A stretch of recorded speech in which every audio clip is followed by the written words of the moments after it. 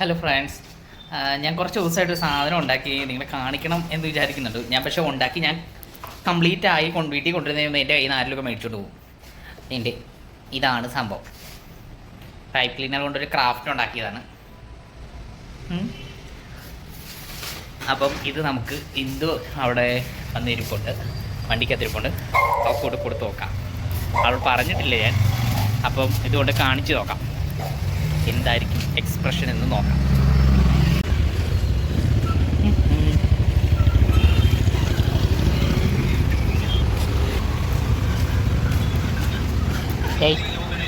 ഒരു സാധനം തരട്ടെ.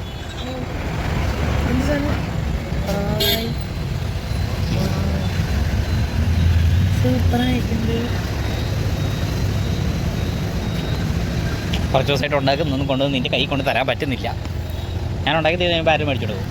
നല്ല ഭംഗിയുണ്ട്, ഒറിജിനൽ ഫ്ലവർ പോലെ കാണിച്ച്.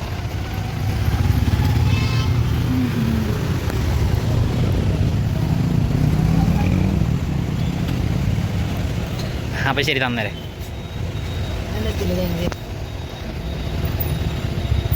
സൂപ്പറല്ലേ?